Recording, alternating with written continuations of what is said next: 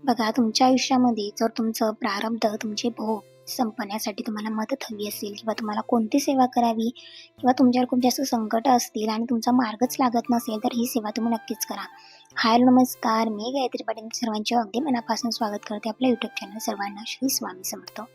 तर बघा, जेव्हा आपण परमेश्वराची सेवा करत असतो, आपण अध्यात्मात येतो, आपल्याला असं वाटतं का जेवढी जमेल तेवढी आपण सेवा करत असतो. घरातल्या घरात आपण सेवा करत असतो. घरातल्या जबाबदाऱ्या, शारीरिक, आर्थिक, मानसिक कष्ट, सगळं संसारिक आयुष्य म्हणजेच काय तर प्रपंचासोबत आपण परमार्थ करत असतो. आणि हे प्रत्येक स्त्रिया करत असतात. काही काही स्त्रिया तर जॉब करून वेळ काढून सुद्धा परमार्थ करत असतात, सेवा करत असतात. घरातल्या जबाबदाऱ्या सगळं काही सांभाळून आपण ह्या सगळ्या गोष्टी सोबत करत असतो, पण तरीही आपण सेवा करण्याचा प्रयत्न करत असतो. आणि तेव्हा बऱ्याच वेळा अशा वेळेस आपल्याला वाटतं का महाराज माझ्याकडून सगळ्या सेवा करून घेतात, पण माझं प्रारब्ध काही कमी होत नाही, माझे भोग काही संपण्याचं नाव घेत नाही आणि माझा मार्ग तर अजिबात लागायचं नाव घेत नाही. एवढं मी काय पाप केलं असेल मागच्या जन्मात की मला चांगल्या फळाची प्राप्ती होत नाहीये, चांगल्या यशाची प्राप्ती होत नाहीये. खरं माझ्याकडनं एवढं काय चुकी झाली असेल किंवा मी कोणाचं काही घेतलं असेल का? सतत असे वाईट विचार येत असतात आणि कधी कधी आपले जेव्हा वाईट वेळ सुरू असते ना, तेव्हा प्रत्येकालाच निश्चित हा प्रश्न पडत असतो का अरे माझ्याकडनं मागच्या जन्मात खूप काही मोठं पाप झालं असेल, म्हणून मला कदाचित हे भोगावं लागतंय किंवा म्हणून माझ्यावरी वारंवार संकट येत आहेत, दुःख येत आहेत. तर बघा, या ठिकाणी एकच सांगायचं आहे का अशा वेळेस असं वाटतं की आम्ही काय केलं पाहिजे. तर प्रत्येकाच्या प्रारब्धात काय लिहिलं आहे हे आपल्याला सुद्धा माहिती नाहीये. आपण आपला विचार, आपला आचार, जो काही आपला प्लॅन आपल्यासाठी आहे तो खूप छोटा असतो, गोड प्लॅन असतो, पण महाराज जे काही आपल्यासाठी विचार करून ठेवतात, देवाचा जो काही विचार आपण ऐकत असतो तो आपल्यासाठी खूप मोठा असतो. कारण आपण नेहमी म्हणत असतो का माझ्यापेक्षा माझ्या महाराजांना माझं जास्त माहिती आहे, का महाराज जे माझ्यासाठी करतील ते योग्यच करतील आणि त्यांना जास्त माझी काळजी आहे. कारण बघा, तुम्हाला मी बऱ्याच ब्लॉगमधून सांगत असते का आपण 72 प्रकारचे ऋण घेऊन आपण जन्माला आलेलो असतो. आता 72 प्रकारच्या ऋणांमध्ये खूप असे ऋण आहेत की ते आपल्याला फेडता फेडता हा जन्म आपला संपेपर्यंत जातो. म्हणूनच आपल्याला आपल्या हातनं आपले भोग, आपले प्रारब्ध ते संपत नाहीत. आणि देवाचा विचार हा आपल्याविषयी खूप जास्त मोठा असतो, म्हणून आपल्याला आपण नेहमी एकच डोक्यात ठेवायचं का एवढं मला पाहिजे आहे आणि एवढं त्यासाठी अंगावरच आपलं आयुष्य चालणार आहे. पण परमेश्वराला अंक कळत नाही. परमेश्वराला किंवा युनिव्हर्सला युनिव्हर्स तुम्हाला देण्यासाठी बसलेला आहे, परमेश्वर तुम्हाला देण्यासाठी बसलेला आहे. म्हणून आपण कधी योग्य वेळ आल्याशिवाय कधीच कोणाला काही भेटलेलं नाही आणि कधीच कोणाला काही मिळत सुद्धा नाही. बघा, तुमचं प्रारब्ध कितीही खडतड असेल तर तुम्ही सुद्धा तुमचं प्रारब्ध, तुमचं भोग या सेवेने नक्कीच तुम्ही कमी करू शकतात.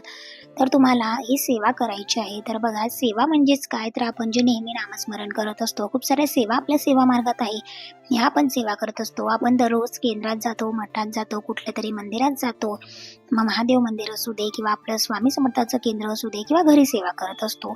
पण एका मंदिरामध्ये जो काही मेन माणूस असतो तो छानपैकी देवाची मूर्ती साफ करत असतो, फोटो साफ करत असतो, आरती करत असतो.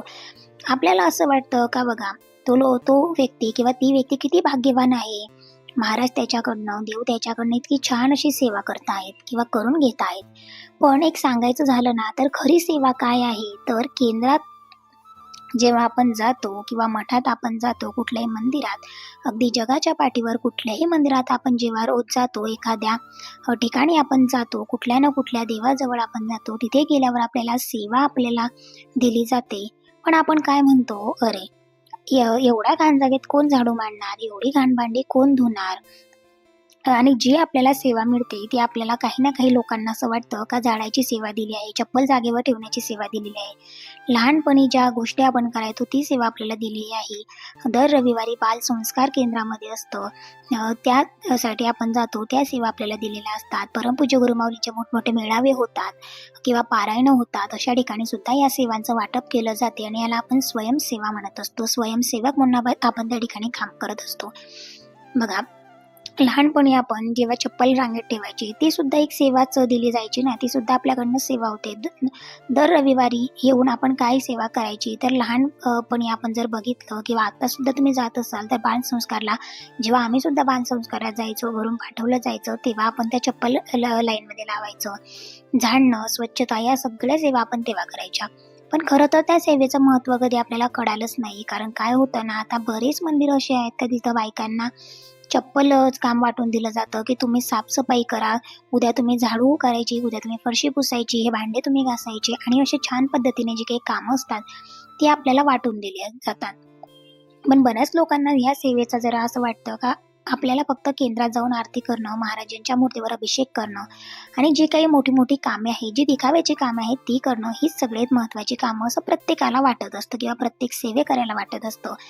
का ही कामं तिकडे जाऊन लोकं करत असतात, जे तिकडे जाऊन आरती करतात, अभिषेक करतात. पण खरी सेवा जी आहे ना, ती मंदिर साफ करणं, तिथले भांडी वगैरे घासणं, स्वच्छता करणं, औदुंबराजवळ वृक्षाला आपण जेव्हा प्रदक्षिणा मारतो तिथे घाण पडलेली असते, झाडाची पानं पडलेली असतात, तिथे स्वच्छता करणं, औदुंबराच्या आजूबाजूला छान असं सारवून घेणं, जे की शेणाने आपण स्वच्छ करत असतो, सुंदर रांगोळ्या काढणं, हे सुद्धा आपलं एक कामच आहे, ही सुद्धा सेवाच आहे. बघा, आपण झाडतो ना किंवा बायका झाडत असतात, सेवेकरी झाडत असतात, तेव्हा काय होतं, झाडता-झाडता त्यांचे कर्मसुद्धा झाडतात, त्यांचे प्रारब्धसुद्धा झाडले जातात आणि त्यांचे भोगसुद्धा तिथे संपले जातात.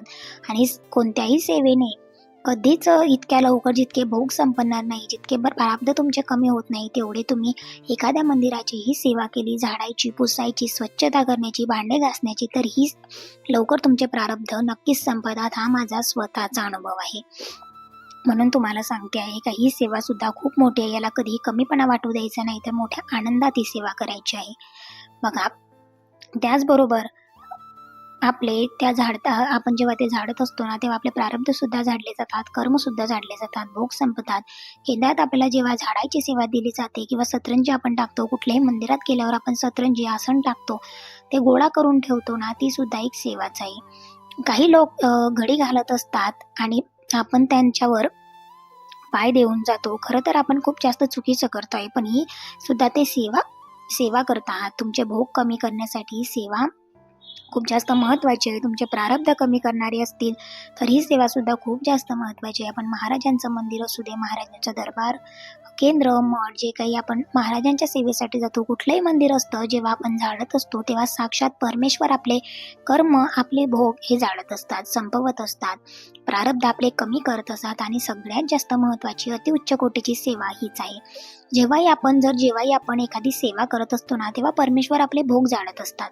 आपले भोग आपल्याला आपली चांगली प्रगती होण्याचे मार्ग आपल्याला मोकळे करायचे असतात, मोकळे होत असतात आणि आपले जे काही भोग आहे, जे काही आपली प्रारब्ध आहे ते कमी होत असतात आणि त्याच्यामुळेच आपल्या आर्थिक अडचणी सुद्धा कमी होतात. आपण जेव्हा झाडत असतो ना, तेव्हा आपले भोग कमी होतात. अध्यात्मात येऊन काय होतं, मी एखाद्याला खूप काही त्रास दिलेला आहे, माझ्याकडे वाईट कृत्य, माझ्या हातून खूप जास्त वाईट कृत्य घडलेलं आहे, मग मी 100 पारायण केल्यावर त्यातून मला सुटका मिळणार आहे का? किंवा त्यातून मला माझे भोग संपणार आहे का? तर अजिबात नाही. पण माझ्या भोगाची तीव्रता जी काही आहे ती नक्कीच कमी होणार आहे. खरं तर अध्यात्म आहे केंद्रात गेल्यावर आरती मिळणं, आरतीसाठी अट्टहास करणं. आरतीच म्हणजे काय? आतुरतेने महाराजांना दिलेली हाक. आपण आतुरतेने महाराजांना जी काही हाक मारतो ती महाराजांपर्यंत पोहोचते. आपल्याला फार असतं की केंद्रात किंवा मठात गेल्यावर मला एक व्यक्ती आर्थिक मदत करते आहे किंवा जे काही आपण एखाद्याला आर्थिक मदत केलेली आहे आणि किंवा कोणीतरी कोणाला आर्थिक मदत केली आहे, पण त्यांच्यावर खरं तर महाराजांची ती कृपा आहे, असं नाही. पण बऱ्याच ठिकाणी तुम्ही असं बघितलेलं आहे का बऱ्याच लोकांकडे खूप काही आहे, पण त्यांना देण्यासाठी महाराजांनी दिलेलं आहे, पण ते देत नाही. आरती नाही मिळत किंवा मला नैवेद्य घेऊन जायचं आहे आणि प्रत्येकाला वाटतं की माझ्या घरातलं अन्न ग्रहण महाराजांनी करावं. आजही असंख्य अशी केंद्रे आहेत का तिचे रोज अनुभव येतात. महाराज अन्न ग्रहण करत असतात आणि शपथ महाराजांची का प्रत्येकाला वाटतं की ही ही ती सेवा आहे की महाराजांनी माझ्या सुद्धा घरचं अन्न ग्रहण करावं. सप्ताहामध्ये सुद्धा बऱ्याच केंद्रामध्ये छान छान अनुभव येतात. आमच्या केंद्रामध्ये सुद्धा बरेचसे अनुभव लोकांना आलेले आहे बालसंस्काराच्या वेळेस, केंद्रामध्ये किंवा सप्ताहाच्या वेळेस. की प्रत्येकाला वाटतं की माझी सुद्धा इच्छा पूर्ण व्हावी, म्हणजेच मी जो नैवेद्य घेऊन चाललो आहे त्याच्यातलं एक घास महाराजांनी ग्रहण करावं. तर आता याच्यापेक्षा आपण जेव्हा तुम्ही झाडता, आपल्या घरातही तुम्ही आरती करू शकता. आरती म्हणजेच काय, तर महाराजांना आतुरतेने मारलेली हाक. हात असतो. पंचप्राणे आतुर झाले करण्यात वा आरती, सगुण रूपाने येऊनी स्वामी स्वीकारा आरती. आता दिंडोरी प्रणित सेवा मार्गामध्ये आरती कुठल्या पण आरत्या तुम्ही त्या घेऊ शकतात आणि 30-10:30ची आरती दररोज माऊलीने आपल्याला सांगितलेलं आहे का देवाजवळ आपल्या महाराजांना नैवेद्य दाखवायचा आणि 10:30ची आरती आपल्याला घरामध्ये दररोज म्हणायची आहे.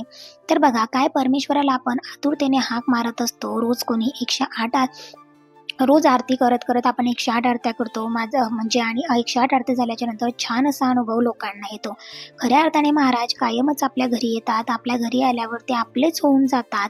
केंद्रात जाऊन आरती आपण करत असतो, पण घरात सुद्धा आरती केलीच पाहिजे. बघा सकाळची 8ची आरती म्हणा किंवा 10:30ची आरती म्हणा, संध्याकाळची 6ची आरती म्हणा, तुम्ही निश्चितच एक तरी आरती दररोज आपल्या घरामध्ये केली पाहिजे. सध्या माझी तर सकाळी म्हणजे मी जेव्हापासून सेवेमध्ये आहे तेव्हापासून मी सकाळची 10:30चीच आरती कंटिन्यू करत असते. बघा जेव्हा आपण आरत्यांना जातो ना तेव्हा महाराजांचं एक वलय कवच आपल्या आयुष्यात काम, क्रोध, मद, मत्सर मग तुम्ही तुमच्या वाईटावर किती पण आहेत 108 आरत्या जेव्हा आपण करतो ना तेव्हा आपल्या डोक्यावरचं पितृदोष कमी होतो, अतिविचार कमी होतात, मन शांत होते. आयुष्यात इतका आमूलाग्र बदल घडून येतो ना का तुम्हाला काय सांगू. आता सुद्धा माझा 108 आरत्याचा संकल्प सुरू आहे आणि आता तो निश्चितच संपणार सुद्धा आहे. त्याचबरोबर मी आरतीला जाते. तुम्हाला सांगितलं त्याचप्रमाणे महाराजांना दरबार जिजवावा लागतो. त्यांच्या दारात जावं लागतं. असं प्रत्येकाला जमतं असं नाही, पण बऱ्याच बायका 108 आरत्यांची सेवा घेतात आणि छान अशा आरत्यांना सुद्धा येतात. आणि त्याच्याबरोबर औदुंब वृक्ष जाणणं, साक्षात आपल्या गुरूंचा वास जे काही आहे ना ते औदुंब वृक्षामध्ये आहे आणि ते झाडणं म्हणजे खूप मोठं सुख, खूप मोठं भाग्य आपल्याला दिलेलं आहे. महिलांनी जर तुमच्या जवळपास केंद्र, मठ, मंदिर असेल त्या ठिकाणी सुद्धा जाऊन तुम्ही झाडाची सेवा करू शकतात. जर तुम्हाला झाडायची किंवा काही सेवा मिळाली केंद्रातली तर ती अजिबात चुकवू नका, आनंदाने घ्या. औदुंब वृक्ष झाडाची सेवा तुम्हाला मिळाली तर निश्चितच घ्या, कारण तुम्ही सर्वात जास्त भाग्यवान आहात म्हणून तुम्हाला ही छान अशी सेवा मिळाली आहे. त्याचबरोबर स्वामी चरित्र सारामृताला 20वा अध्याय जो काही आहे, एक भक्त येतो महाराजांना, तो सांगतो, महाराज त्याला म्हणतात तू गरीबाला खा, तू गरीबाला अन्न दे. आणि महाराज त्याच पद्धतीने तो करत असतो आणि त्याचं ताटात बस आणि अन्न ग्रहण कर किंवा त्याचं उष्ट तू ग्रहण कर आणि मग तो ते उष्ट अन्न ग्रहण करतो. तो त्याच्या मनात विचार आला का महाराजांना तो कळाला. तेवढ्यात एक माणूस आला आणि महाराजांनी त्याला हकलवलं आणि दुसऱ्याला महाराजांकडे पदर पसरतो, त्याची करुणा सांगतो. महाराज त्याला म्हणतात का तू इथे बस, हे अन्न ग्रहण कर. क्षणाचाही विलंब न करता तो ते अन्न ग्रहण करतो, त्याच्या गुरुचा आदेश पाळतो आणि तो मुंबईला जातो आणि त्याच्या अडचणी निश्चित दूर होतात. त्याला दार म्हणजे अडचणी निश्चितच दूर होतील. तो मुंबईला जातो, उगाच भटकू लागतो. मग एक दिवस सकाळी एक बाई उठते, ती दार उघडते आणि त्याला 10,000च्या नोटा आणून देतात आणि त्याचा खरंच महाराजांचा विश्वास दृढ होतो आणि त्याचा प्रश्न जो आहे तो मार्गी लागतो. कुठलंही काम कमी नाहीये, पण आपण जे महाराजांपर्यंत सेवा करतो आहे किंवा महाराज आपल्याला जे काही सेवा देत आहे, आपल्या गुरु जो काही आपल्याला आदेश देत आहे तो आपल्यासाठी योग्य आहे. क्षणाचा विलंब न आणता त्या आदेशावर आपण हो म्हणायचं आहे आणि हेच आपल्या सेवेचं खरं. जे स्वामी चरित्राचा दररोज पठण करत असतील किंवा 3 अध्याय 11 माळी सेवा करत असतील, 20वा अध्याय ज्यांनी पठण केलं असेल त्यांना कळलं असेल का त्या महाराजांनी त्याला शब्द दिलेला होता तो अगदी छान आणि म्हणजे पूर्ण झालेला होता. कुठलंही काम एक कमी नाही आहे. महाराजांनी आपण सेवा करत असतो, आपले प्रारब्ध कमी होतात. त्याचबरोबर बघा आपल्या आधीचा भूतकाळ, आपला आधीचा वर्तमान काळ महाराजांची सेवा केल्यावर किती सुंदर झाला. आपले चांगले अनुभव आपल्या आयुष्यात येतात. जो कोणी महाराजांची खरंच प्रामाणिकपणे सेवा करत असतो, शेवटी आपले कर्म खूप जास्त महत्त्वाचे असतात. आपला प्रारब्ध कमी व्हावा, कारण आपण खूप काही घडून गेलेलो आहोत, खूप काही घेऊन आलेलो आहोत. आपण मागच्या जन्माचं खूप काही सोबत ऋण घेऊन आलेलो आहोत. ज्यांनी कोणी संक्षिप्त श्रीमद भागवत ग्रंथाचं पठण केलं असेल, मोठा असू दे किंवा छोटा असू दे, त्यांना बऱ्याच लोकांना अनुभव आहे का आपण आपले मागचे कर्म जे काही आहे ते घेऊन आलेलो आहोत. एखाद्याला काही न मागता भरपूर मिळतं, एखाद्याला खूप काही करावं लागतं, पण आपण स्वतःचा आनंद व्यक्त केला पाहिजे की महाराज माझ्याकडून करून घ्या. महाराजांनी मला सेवेसाठी निवडलं, यापेक्षा खूप मोठं सुख माझ्या आयुष्यात काहीच नाहीये. म्हणून करता आणि करविता तूच एक स्वामीनाथा, फक्त आणि फक्त निमित्त मात्र आपण असतो. सगळ्या सेवा महाराज करून घेत असतात. आपण केंद्रात जातो, कुठेतरी चप्पल टाकतो, मंदिरात जातो, एखाद्या स्टँडवर ठेवतो किंवा ठेवत नाही. चालता बोलता आपल्याकडनं खूप चुका होतात आणि मग जागेवरची चप्पल आपली कोणीतरी व्यक्ती उचलून ते ठेवतं. ते आपल्याला सुद्धा चांगलं वाटत नाही, पण ती आपल्याकडून थोडीफार सेवा ते घेऊन जात असतं आणि हे सुद्धा तिला करण्यासाठी खूप जास्त भाग्य लागतं आणि आपण सुद्धा या गोष्टी निश्चितच करू शकतात. बघा, आज बऱ्याच केंद्रात आपण बघतो का आमच्या केंद्रामध्ये सुद्धा कितीतरी लोकांच्या अडचणी या सेवेने कमी झालेल्या आहेत. ज्यांना लिहिता वाचता येत नाही, फक्त केंद्रात येणं, महाराजांनी माझ्यासमोर माझ्याकडनं झाडू जरी मारून घेतला, भांडे जरी घासून घेतले, औदुंबराचा परिसर जरी स्वच्छ करून घेतला ना, तरी सुद्धा या सेवेने बरेच लोकांना अनुभव आलेले आहे. कितीतरी लोकांचे कर्ज सुटलेले आहेत, आर्थिक प्रश्न मार्गी लागलेले आहेत. कारण खरं तर ही सेवा सगळ्यात जास्त मोठी म्हणजे अतिउच्च कोटीची सेवा आहे. त्यांच्याकडून महाराज करून घेत आहेत. मग माती बनवणं असू दे किंवा बारीक-बारीक ज्या काही महाराजांचे छोटे-मोठे कपडे, हार, तोरण वगैरे धुणं असू दे, केंद्राची साफ-स्वच्छता असू दे, तर जेव्हा आपला सप्ताह असतो, गुरुपौर्णिमा असते, दिवाळी असते, दसरा असतो, अशा वेळेस आपण जेव्हा स्वच्छता करतो, केंद्राचे जाळे वगैरे काढतो, ही सुद्धा एक छान अशी सेवा आहे. किंवा आपण काहीतरी सेवा करत असतो, काही ना काही त्यांना लिहिता वाचता येत नाही, अखंड नामजप चालता बोलता उठता कधीही तुम्ही नामजप करू शकतात. नाम जपलं तर काही सुटका नाही, कुठलीही सेवा तुम्ही करू शकतात. 21 स्वामीचरित्र सारामृत तुम्ही नित्य सेवा करा. नित्य सेवा केल्याने कुठल्याही सेवेला एवढा मोठा जो काही प्रश्न आहे तो सुटत नाही, पण निश्चितच नित्य सेवेने तुमचे छान असे प्रश्न सुटतात.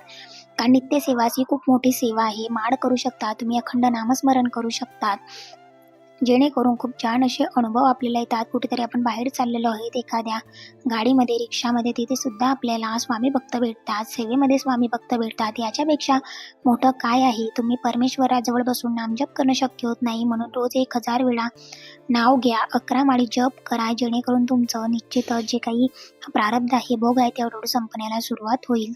महाराजांच्या समोर बसून स्वामीचरित्र सारामृताचे 3 अध्याय पठण करा, 11 माळी जप करा. आयुष्यात किती फरक पडतो ना, हे प्रामाणिकपणे खरंच आपल्याला अनुभव आल्याशिवाय राहत नाही. तुम्हाला ब्लॉग कसा वाटला नक्की कमेंट्स करून सांगा. आजच्यासाठी एवढंच. पुन्हा भेटेल उद्याच्या ब्लॉगमध्ये. सगळ्यांना श्री स्वामी समर्थ.